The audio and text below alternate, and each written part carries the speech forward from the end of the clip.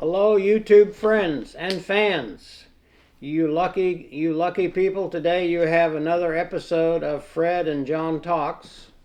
If you don't know me already, I'm John, and this is hello, Fred. Hello. How you doing, bud? Doing great. How are you? Very good. All right. I like your hat. Thank you. This is my spring into spring hat, and of course you'll see our we have a one piece out here of Easter eggs. That's our prop because it's getting close to spring. Props department. Thanks a lot. In fact, I think it's day 2 of spring. So, Fred, listen. Today is World Happiness Day. Can you believe that? World Happiness Day. Never heard of it. I hadn't either, but I looked up World Happiness Report 2024, and I found out that Finland is the number one country where people are happy. Yeah, I've heard about that, and I've often wondered, how can they be so happy in such a cold climate? So it's not just about climate, is it? No, it's not about climate. And the U.S., by the way, if you fans out there are wondering about the United States, we're ranked number 15 right now out of 143 countries. Apparently, Finland, on the survey in the World Health Report, seems to show that people who live in Finland and the Scandinavian countries have satisfaction with their daily lives. They feel safe. They have social connections. They have a work-life balance. They are in touch with nature. There are a lot of factors that go into the World Happiness Report. It may be worth our audience looking that up because we're going to talk about today something that Fred has quite extensive knowledge about, and that is counseling people, especially men, about their isolation, their loneliness, and why they feel the way they do. Do they express their feelings? What's going on with their feelings? There seems to be a poverty of men expressing their feelings. So why don't you take it away, Fred? Okay. Before I do, what you just said reminds me of how I've mentioned this in a previous video, but they did this societal study comparing two towns. They were small towns of about 2,000 to 3,000 people, and one of them was just like Finland. They reported high degrees of happiness. As you said before, we went on film.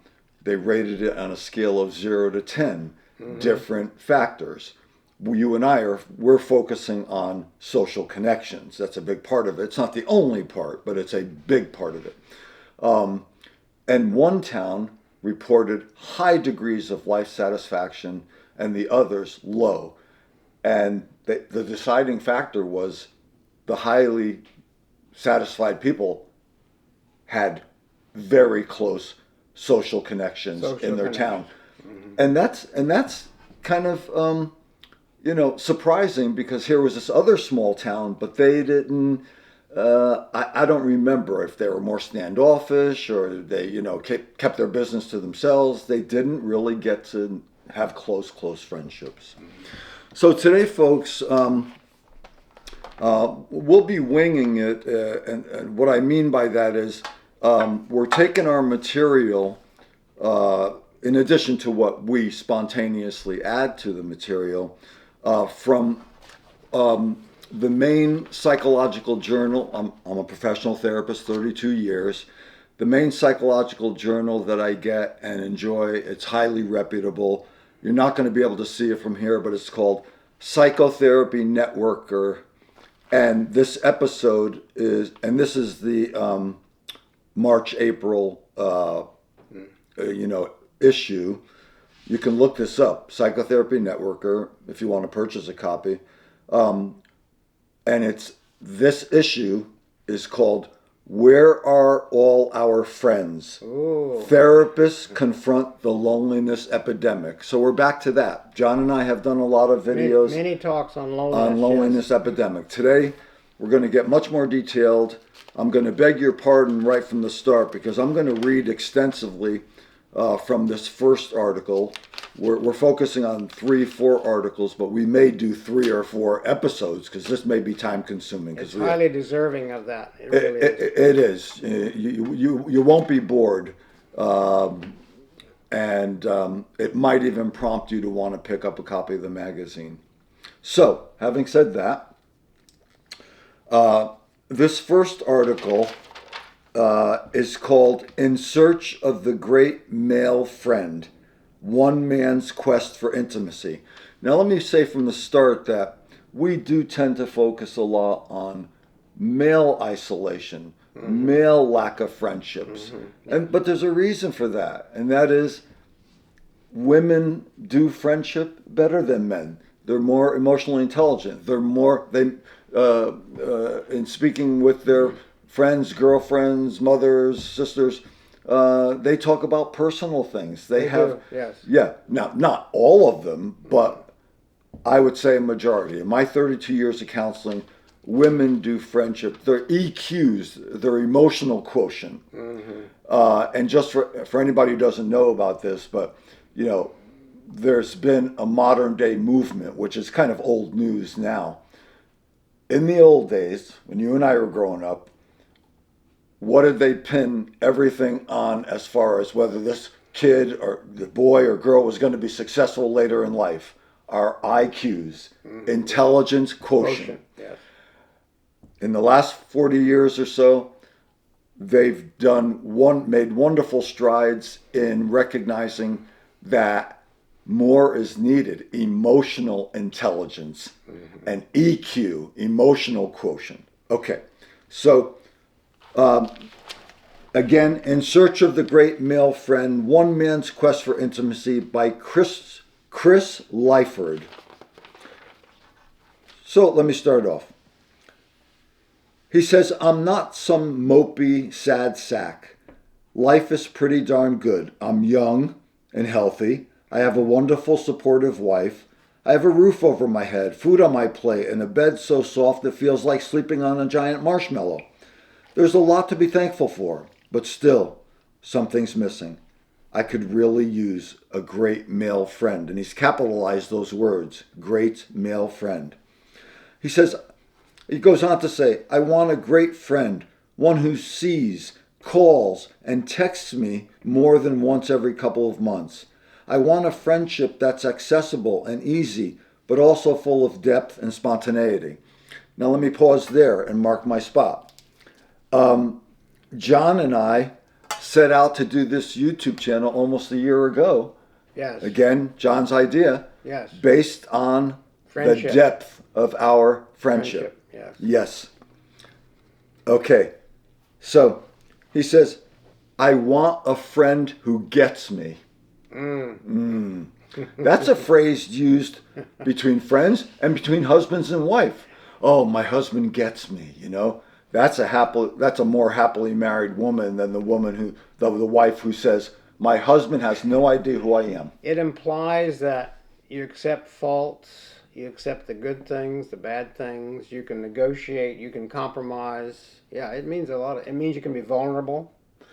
Yes, because we all want to be known. Correct. And heard and seen. And understood. He says it right here. I want a great friend, one who sees me. Okay. Why has the great male friend eluded me? Well, I'm not quite sure. I think I bring a lot to the male friend table. I'm a decent storyteller, a good listener, and I ask thoughtful questions. I can spit fun facts like nobody's business, and I tell a mean dad joke. I've got hugs to give and tears to shed, but I'll also partake in so-called manly activities. I'll drink a beer and cheer at a hockey game. I can hoist a barbell over my head and bring a campfire to a roar. I shower regularly, trim my nails, and chew with my mouth closed. It turns out I'm not the only one struggling.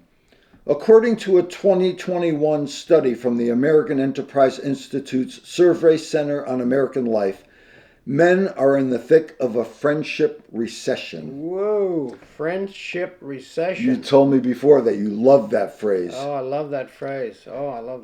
Yeah. Between 1990 and 2021, the percentage of men with at least 6 close friends fell by half. 1 in 5 single men polled say they have no close friendships, a 5-fold increase since 1990.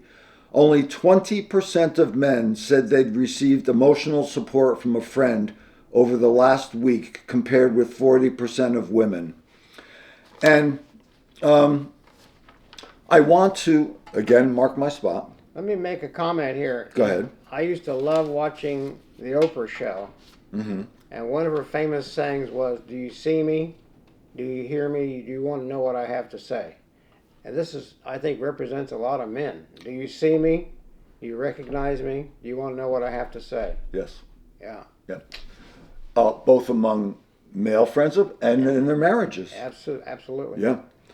I'm going to just take a side blip here and tell you that as a therapist, I've repeatedly witnessed over the course of an 8-year men's support group that I ran from 2004 to 2012, repeatedly witnessed how damaged and bereft so many men were because they had so few or no close friends. Often they would report to me they had one close friend. I'd say, "Who is it?" They'd spouse. say, "Their wife." Their wife, Yeah. yeah. That's all well and good. It's great to be good friends with your spouse. But men and women need friends outside the marriage. And I want to tell a story that happened during that 8-year support group. There was a fella who came for the first time, and we never saw him again, in fact, and I've always wondered what happened, what became of him. But this is a tearjerker. He came to the group, and he was 3 sentences into what he wanted to share, and then the rest of the time he was fighting back tears. Sometimes he would just let the tears flow. And his story went like this. He drove a truck for a living, and he had a drinking problem, but he kept it at bay when he worked. Mm-hmm. Well, one time he slipped up, and on the job he got a DUI. While he was driving for work? Yes. Oh, that's very bad. Yeah. He was fired on the spot. Yeah. And then in court, when he had to go to court for the DUI, he was court ordered to go to detox and rehab, in which he would have been away for about 60 to 90 days. Now, at the same time, he reported, and this is what made him practically weep. He said, "I've been part of a golf foursome for 20 years. Prior to that event of getting the ticket? Yeah. Okay. He had 3 friends. I'm going to put them in, air quotes. He had 3 friends, and he made the 4th, and they played golf, for 20 years together.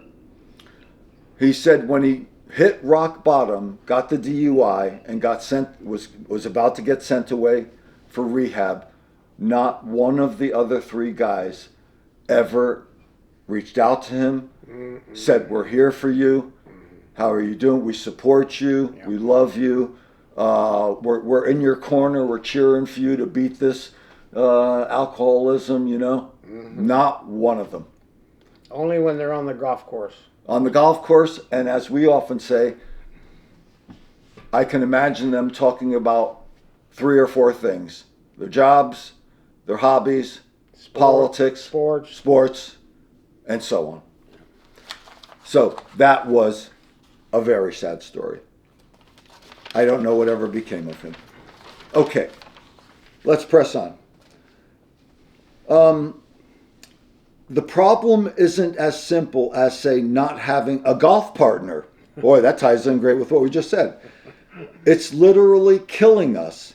There's a well-established relationship between friendliness, usually categorized as loneliness in research studies, and a host of health problems, both physical and psychological. A 2015 Brigham Young University survey found that loneliness can shorten life expectancy by up to 30%. The National Institutes of Health have linked it to dementia and cardiovascular disease. Studies have also found a link between loneliness and suicide in men. According to the Centers for Disease Control and Prevention, men make up nearly 80% of suicides, and the suicide rate is nearly 4 times higher for men than women. Continuing. The male friendship recession isn't just affecting men, though. Women, children, and families, all of society really, are impacted by it. Stories abound about women who've become de facto therapists and emotional midwives for their lonely male partners. It's a dynamic, tragicomically portrayed in the 2021 Saturday Night Live skit, Man Park, where women fed up with their clingy men drop them off at the human equivalent of a dog park, so they're forced to socialize with other men. The video has over 5 million views to date, and a quick glance at the comments section shows it's clearly struck a chord. And here's some comments. I feel simultaneously offended, heard, and excited by this possibility, writes one commenter. This really hits home, writes another. And another says, Jesus' biggest miracle was he had 12 close male friends by age 30. Okay. You know Thoughts what? or comments? Saturday Night Live often gets it right. They often hit the nail on the head. And how much truth is there in humor? A lot of truth. A lot of truth. Men don't gather. Men don't talk to each other enough. Men don't get together enough. They don't search for their feelings. They don't want to express their feelings. And we'll get into that in another episode about the book I told you about, just to give them, our listening audience, a little teaser. There was a long-term study at Harvard University many years ago. I read this, and it resulted in a book called Real Boys. I read that book when I lived in Italy back 1999 to 2001, and I still remember a lot of details of that book. We're going to do a whole other episode on that. So, anyway, did I leave you hanging with any?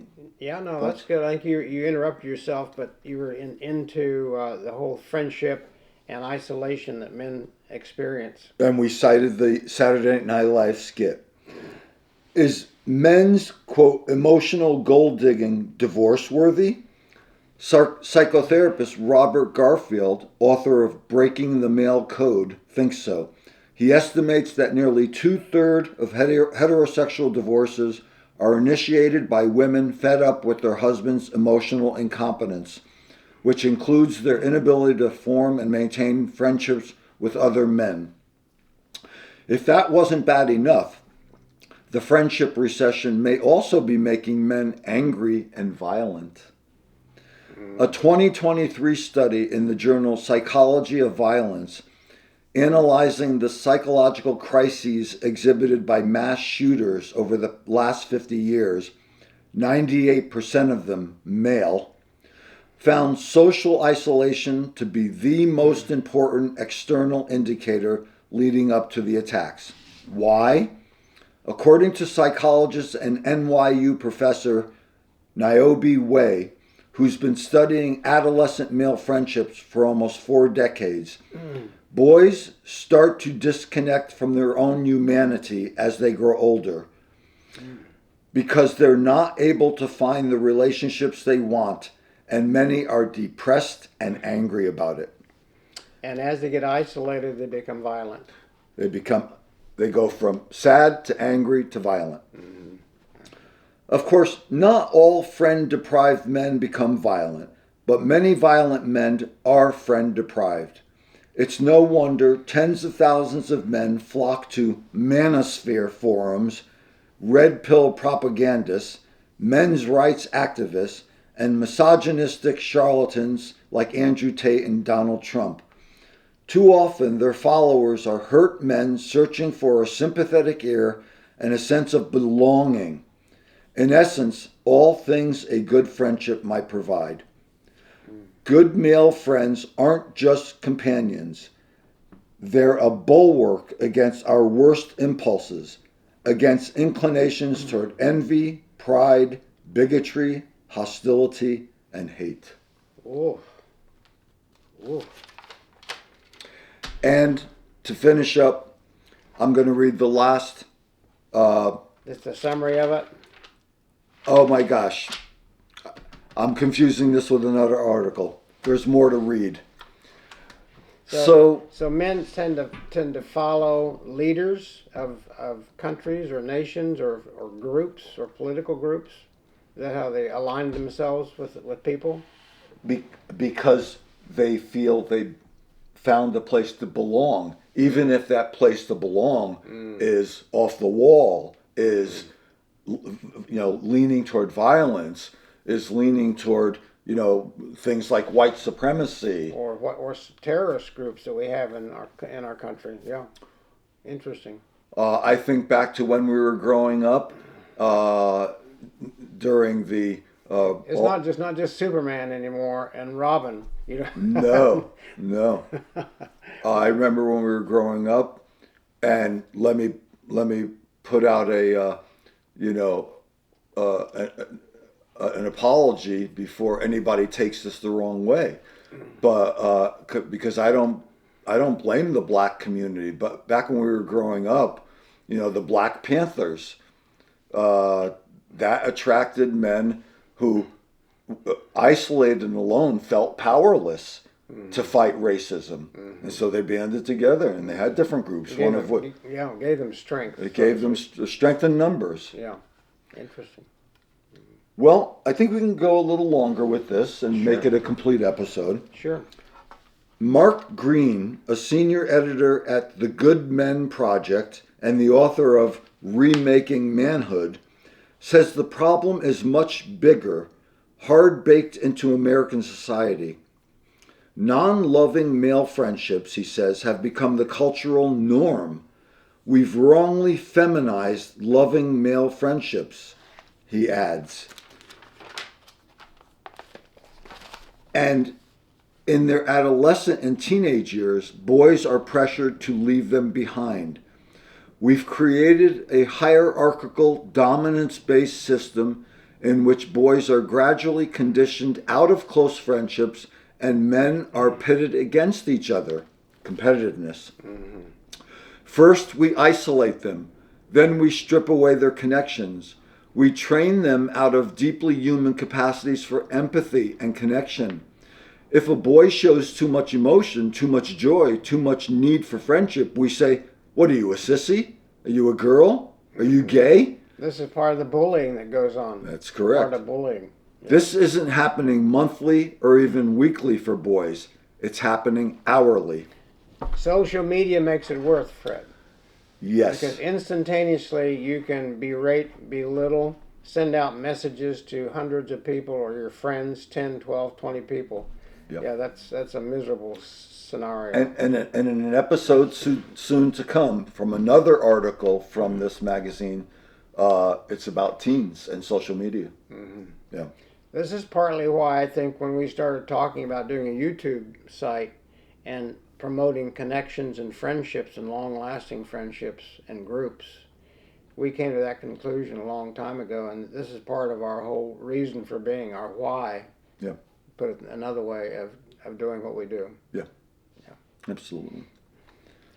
Okay. Just a couple more quotes. There's a famous scene in the third Star Wars film where the hero, Luke Skywalker, has deliberately surrendered himself to the enemy in a last-ditch attempt to turn his father, the evil Darth Vader, back from the dark side. Search your feelings, Luke pleads with him. I know there is good in you. Let go of your hate. Unquote. Some days I feel like Luke, trying desperately to save my male friends from slipping into their own dark sides of cynicism and hyper-individualism. Cynicism and hyper-individualism. I'm using every Jedi mind trick at my disposal. Strategic texts and calls, earnest hugs, and I love yous, and invites to weekend getaways and movie premieres. Let me stop there and say two things. One, there was a cross-cultural study done many years ago on every continent. They did the research. And what they did was the researchers were looking for body language and human conversation. How close or far apart did people stand or sit when they spoke? Yes. How much did they touch or not touch during conversations? How much did they laugh, have a good laugh? And I was very surprised. This is an old study, but I remember being surprised to the point of shock that Americans came in last. Even the Brits who are not known for being touchy-feely. Yeah, exactly. Stood closer, touched more often, and this is even men to men. Mm-hmm. And America came in last. We're more, again, the rugged individualism. God forbid, don't appear gay or like a sissy. Don't touch, don't hug. Right. And that is a great segue into another thought I had. And having lived in Europe, specifically Rome, Italy, I can attest to this. I'm guessing in more than one European country than just Italy. I'm guessing the French, maybe the Spanish. I don't know. I can't say because I've never been to France or Spain. But in Italy, men very often when they greet each other kiss each other on the cheek. Sometimes on both cheeks. Yeah. And that's not homosexuality. No, it's an expression of friendship. It's an expression of deep When you were talking about British being more touchy-feely than the Americans, it brought to mind watching Parliament in action, where they have the Prime Minister talking on a dais, and he's pounding on the dais. The members of Parliament are right behind him, and that's in contradistinction to Congress, where we have the Speaker and they're up on a big, huge dais, separated in a big semicircular separation. Big separation. Big degree of separation. Yeah, big degree. Whereas the men and women in Parliament, they go at it tooth and nail, sitting right next door to each other, big time. Yes, sir. And to wrap up, and then see if we have any closing comments. Now this has a lead up to it, but there's a lot more reading to do that I don't want to add in at this late stage of the episode. If they see other men leading in a more open-hearted way, if they're given permission to connect, we can shift the culture. We're at a tipping point where change isn't just in men's circles or in therapists' office. It's happening because men are naturally inclined toward being open-hearted, and frankly, they're fed up with people telling them they can't be. I am intentional about my friendships. I tell friends what I think and what I feel.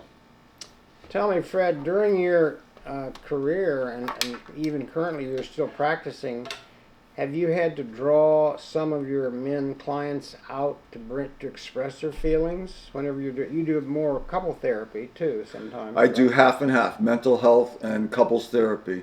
But this subject comes up, the subject of men lacking friends and men suffering from a great deal of loneliness, married and unmarried. I mean, if they're in an unhappy marriage where there's not a real close friendship between husband and wife, there can be a great deal of loneliness. Do the women more likely express their feelings? Yes. And the men don't? Yes, but back to answer your question, I'm not trying to dodge the question. Mm-hmm. That's why I started and ran the men's support group for 8 years, because my counseling office at that time, that was 2004, became a revolving door for men who came for individual counseling with at least two things in common. There was three things in common. One, they were carrying the weight of the world on their shoulders for one reason or another. Yeah. Whether it's misery on the job, misery in their marriages, misery and loneliness, not having friends. Two, they had no one to talk to about it, so they came to me and paid me to talk about it. You know, I mean, how sad is that? And three, they were on a sincere spiritual journey, and specifically a Christian spiritual journey. And they were looking for fellowship with other men. And a lot of the men, and this came as another surprise to me, they were regular churchgoers and were not finding male bonding and male friendship at their churches. Interesting. You know, in my practice in gynecology and obstetrics and gynecology, I often found that women on the other side of the coin of males and females, they would tend to report, my husband works too much, he works long hours, he leaves me with the children, we don't do things together, he's always, you know, hunting, or he's fishing, or he's working on his car, he's doing something other than family orientated. Yeah. That was one of the common things that I heard from a lot of my clients. And that is a great emotional and interpersonal poverty for the man. Look what he's missing out on. Exactly. Yeah. You know, the joy of interacting with your children, the many possibilities for relationship building by spending time with your wife and having fun. He had his fun fishing, golfing, you know, gambling, whatever, going to the bar, working on his car, whatever. Working on his yeah. I had a lot of guys who had 3 garages because they were constantly out there working on their car, and the wives felt like they were single mothers. Yeah, I think I could distill down a couple of things from this session, Fred, is that men, probably more than women, need to gather more, talk more together, and share their feelings, get their feelings out more. I think they would feel better, they'd be healthier, they'd be less lonely, less isolated, and their health would be better. Yes. If they were more connected. So that's, I mean, I don't know what else to say about that at the moment. Well, and you and I experienced this in our monthly men's fire pit night. Yes. Guys open up. They do. You know, and you never know where it's going to go. But you never know where it's going to go. And because I try to cast the net wide and invite other men, they make new friends. Sure. They make new friends.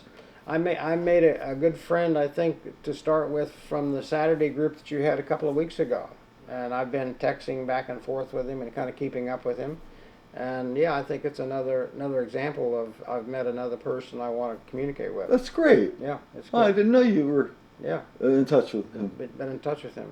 It started over kind of Australia and the Opera House and his interest in building and things like that. But yeah, I'm keeping. Oh, I know who you're talking about. I'm keeping in touch with him. I know. That's great. So I'm a survivor too, folks.